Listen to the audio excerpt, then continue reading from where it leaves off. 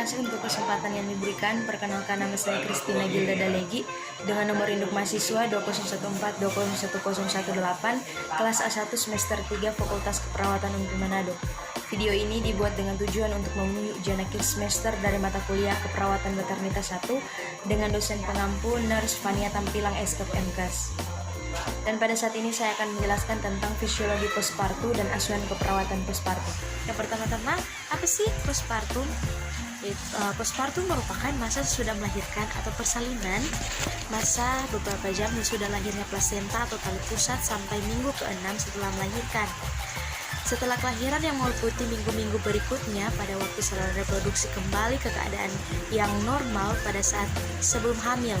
Postpartum adalah waktu penyembuhan dan perubahan, waktu kembali pada keadaan tidak hamil, serta penyesuaian terhadap hadirnya anggota keluarga baru. Postpartum adalah masa setelah keluarnya plasenta sampai alat-alat reproduksi pulih seperti sebelum hari hamil, dan secara normal masa nifas berlangsung selama 6 minggu atau 40 hari. Baiklah, pada saat ini saya akan menjelaskan tentang asuhan keperawatan postpartum. Yang pertama adalah pengkajian. Pengkajian fisiologis. Pengkajian fisiologis lebih difokuskan pada proses involusi organ reproduksi, perubahan biofisik sistem tubuh, dan deteksi adanya hambatan proses laktasi. Area pengkajian fisiologis postpartum antara lain: yang pertama, suhu. Suhu merupakan penanda awal adanya infeksi. Suhu yang cenderung tinggi juga dapat menandakan ibu mengalami dehidrasi. Suhu dikaji tiap 1 jam selama 8 jam setelah persalinan, kemudian dikaji tiap 2 jam sampai dengan 24 jam setelah persalinan. Kedua, nadi, pernapasan, dan tekanan darah. Frekuensi nadi yang lebih dari normal atau di atas 100 kali per menit sebagai tanda adanya infeksi, hemoragi, nyeri, atau kecemasan. Tekanan darah yang cenderung rendah dapat merupakan tanda syok atau emboli. Nadi, pernapasan, dan tekanan darah dikaji tiap 15 menit sampai 4 jam setelah persalinan, kemudian dikaji tiap 30 menit sampai 24 jam setelah persalinan. Ketiga, fundus, lokea, dan kandung kemih. Fundus dapat sedikit meninggi pasca persalinan, tetapi di hari berikutnya fundus akan mulai turun sekitar 1 cm, sehingga pada hari ke-10 fundus tidak teraba. Hari-hari awal setelah persalinan, fundus akan teraba keras dengan berbentuk bundar mulus. Bila ditemukan fundus teraba lembek atau kendur, menunjukkan terjadinya atonia atau subinvolusi. Ketika dilakukan palpasi, kandungan kemih harus kosong agar pengukuran fundus lebih akurat. Kandung kemih yang terisi akan menggeser uterus dan meningkatkan tinggi fundus. Lokea dapat dijadikan sebagai acuan kemajuan proses penyembuhan endometrium. Lokea memiliki warna yang berbeda setiap harinya. Lokea rubah berwarna merah gelap keluar dari hari ke-1 sampai hari ke-3 setelah persalinan, jumlah sedang. Lokea serosa berwarna merah muda muncul di hari ke-4 sampai hari ke-10 persalinan, jumlahnya lebih sedikit dari lokea rubah. Lokea alba berwarna putih kekuningan muncul dari hari ke-10 sampai minggu ke-3 setelah persalinan, jumlahnya sangat sedikit. Munculnya perdarahan merah setegar setelah selesainya lokea rubah atau selesainya lokea serosa menandakan terjadi infeksi atau hemoragi yang lambat. Fundus, lokea, dan kandung kemih dikaji setiap 15 menit sampai 4 jam setelah persalinan, kemudian dikaji tiap 30 menit sampai dengan 24 jam setelah persalinan. Kemudian yang keempat, perineum. Pengkajian pada daerah perineum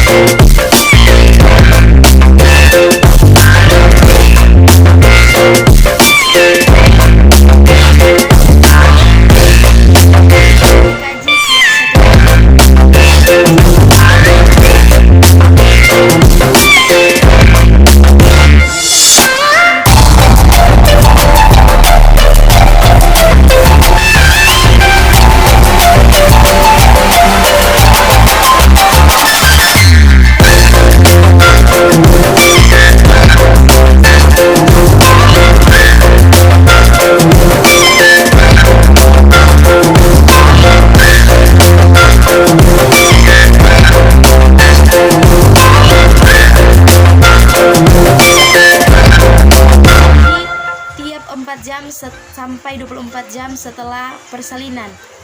Dan keenam, eliminasi. Pengkajian eliminasi meliputi pengkajian bising usus, inspeksi, dan palpasi adanya distensi abdomen. Ibu postpartum dianjurkan untuk berkemih sesegera mungkin untuk menghindari distensi kandung kemih. Eliminasi dikaji setiap 9 jam, kaji juga defekasi setiap harinya. B. Pengkajian psikososial. Pengkajian psikososial ini difokuskan pada interaksi dan adaptasi ibu, bayi, baru lahir, dan keluarga. Perawat melihat status emosional dan respon ibu terhadap pengalaman kelahiran, interaksi dengan bayi baru lahir, menyusui bayi baru lahir, penyesuaian terhadap peran baru, hubungan baru dalam keluarga, dan peningkatan pemahaman dalam perawatan diri. 2. Diagnosa keperawatan. Diagnosa keperawatan yang sering muncul menurut Diagnosis Keperawatan Indonesia 2016 yaitu A. Nyeri akut berhubungan dengan agen pencederaan fisik. B. Menyusui tidak efektif berhubungan dengan ketidakadekuatan suplai ASI. Hambatan pada neonatus, anomali payudara ibu, ketidakadekuatan refleks oksitosin, ketidakadekuatan refleks menghisap bayi, payudara bengkak, riwayat operasi payudara, kelahiran kembar, tidak rawat gabung, kurang terpapar informasi tentang pentingnya menyusui dan atau tidak metode menyusui, kurang dukungan keluarga dan faktor budaya. C. Defisit pengetahuan atau kebutuhan belajar. Tentang laktasi berhubungan dengan keterbatasan kognitif, gangguan fungsi kognitif, kekeliruan mengikuti anjuran, kekurangan terpapar informasi, kurang minat dalam belajar, kurang mampu meningkatkan ketidaktahuan menemukan sumber informasi. D. Risiko infeksi berhubungan dengan efek prosedur invasi, peningkatan paparan organisme patogen lingkungan, malnutrisi, ketidakadekuatan pertahanan tubuh primer, ketidakadekuatan pertahanan tubuh sekunder. Ketiga, perencanaan dan intervensi keperawatan. Intervensi keperawatan yang diberikan berkaitan dengan diagnosa keperawatan yang muncul berdasarkan Nursing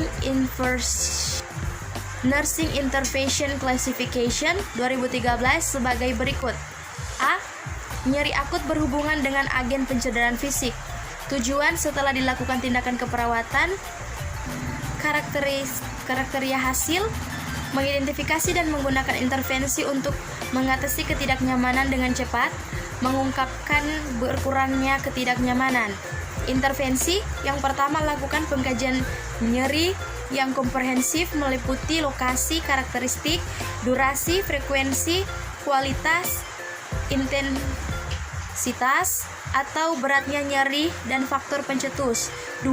Gali bersama pasien faktor-faktor yang dapat menurunkan atau memperberat nyeri. Ketiga, kendali faktor lingkungan yang dapat mempengaruhi respon pasien terhadap ketidaknyamanan. Keempat, kurangi atau eliminasi faktor-faktor yang dapat mencetuskan atau meningkatkan nyeri. Kelima, ajarkan prinsip-prinsip manajemen nyeri. Keenam, dukung istirahat atau tidur yang adekuat untuk membantu penurunan nyeri. B. Menyusui tidak efektif berhubungan dengan ketidakadekuatan suplai ASI, menghambat pada neonatus, anomali payudara ibu, ketidakadekuatan refleks oksitosin, ketidakadekuatan refleks menghisap bayi, payudara bengkak, riwayat payudara, kelahiran kembar, tidak ada rawat gabung, kurang terpapar informasi tentang pentingnya menyusui atau tidak metode menyusui, kurang dukungan keluarga dan faktor budaya. Tujuannya setelah dilakukan demonstrasi tentang teknik menyusui, diharapkan tingkat pengetahuan ibu bertambah.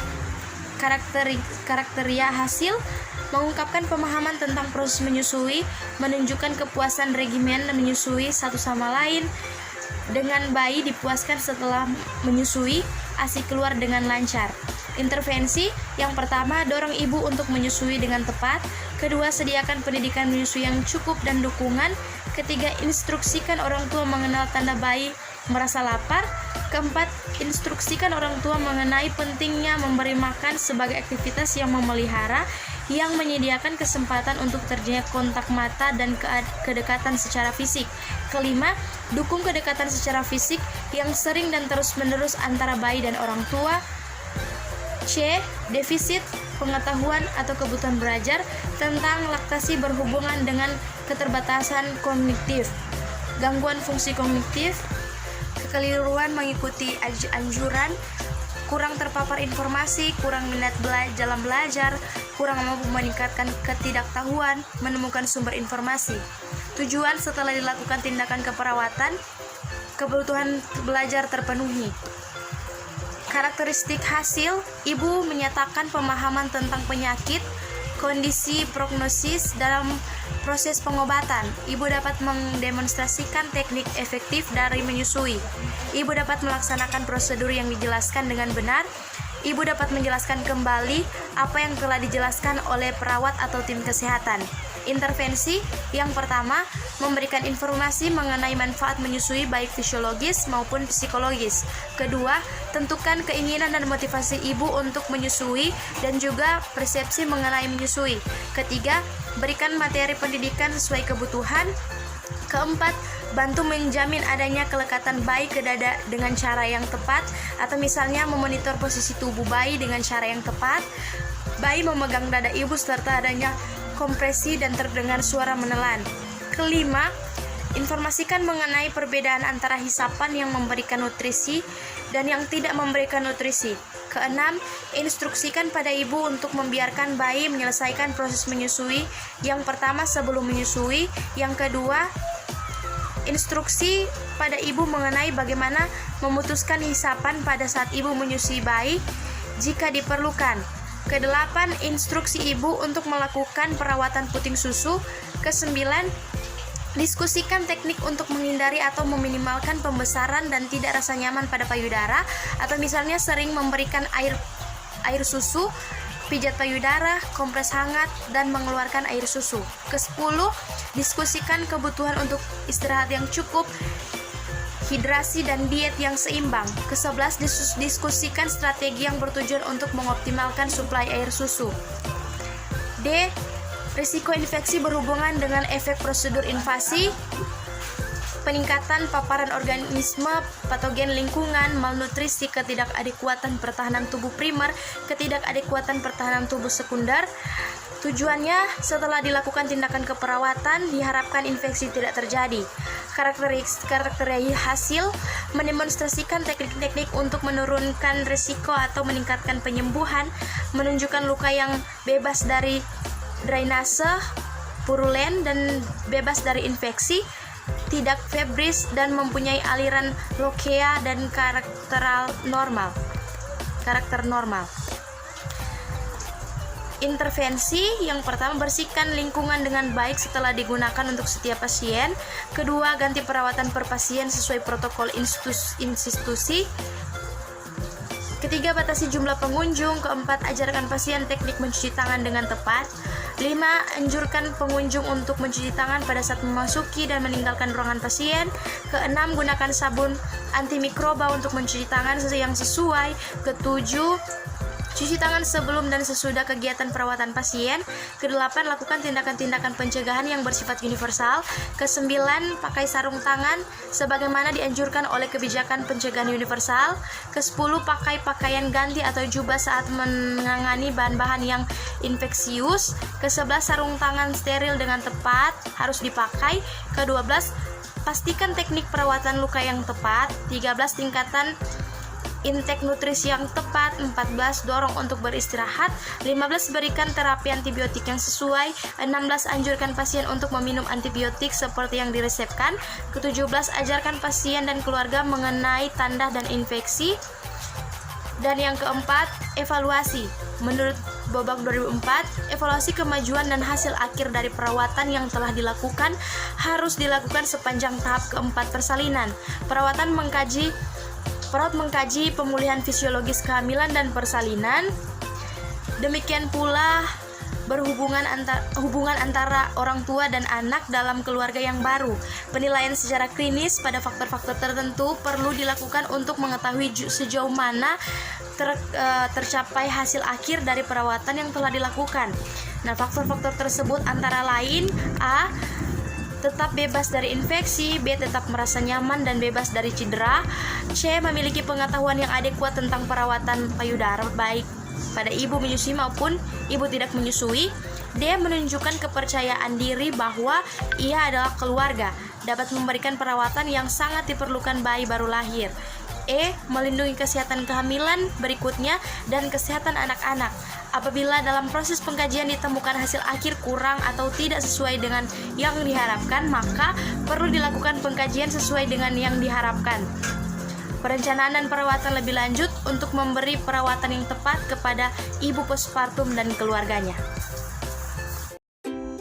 Hai teman-teman yang baru lulus sekolah menengah atas atau sekolah menengah kejuruan dan mau melanjutkan ke perguruan tinggi, tapi masih bingung mau kuliah di mana?